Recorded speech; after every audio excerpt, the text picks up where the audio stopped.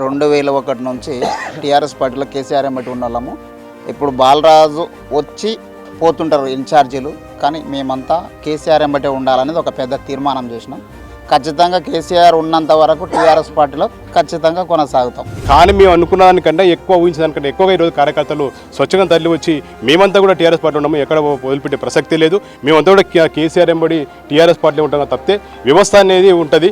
పార్టీలో వ్యక్తులు వస్తుంటారు పోతుంటారు, మేము పార్టీ కొరకు వ్యక్తుల కొరకు పెట్టడం కాదు, ఖచ్చితంగా మేము టీఆర్ఎస్ పార్టీలో చెప్పేసి వాళ్ళు చెప్పడం జరిగింది. టీఆర్ఎస్ పార్టీకి నాయకులు వచ్చినా పోయినా ఎవరు వచ్చినా ఏమన్నా మేము పార్టీకి పార్టీ అండ పార్టీ జెండా మేము పార్టీ జెండా కింద పనిచేస్తాం. రేపు రాబోయే ఎలక్షన్లో కూడా పార్టీని గట్టిగా గ్రామాల్లో తీసుకుని వెళ్ళి మన నమ్ముకున్నటువంటి కార్యకర్తలందరూ కూడా గెలిపించుకోవాలని కార్యకర్తలందరూ నిర్ణయించడం జరిగింది. స్వార్థ ప్రయోజనాల కోసం పార్టీని విడిచిపెట్టి వెళ్ళిపోవడం జరిగింది.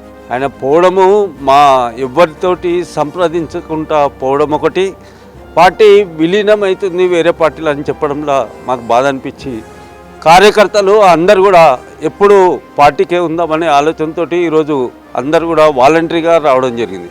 అందరి ఏకాభిప్రాయ నిర్ణయం ఏంటంటే మనం అందరం కూడా పార్టీ కోసం పనిచేద్దాం. ఆయన వెళ్ళిపోయినంత మాత్రాన పార్టీ ఏం నష్టపోదు, ఇంకా బలంగా పనిచేసి గట్టిగా ఈ యొక్క కాన్స్టిట్యున్సీలో పార్టీకి పూర్వ తీసుకొద్దామనే ఆలోచనతో అందరు కూడా అభిప్రాయాలు చెప్పడం జరిగింది.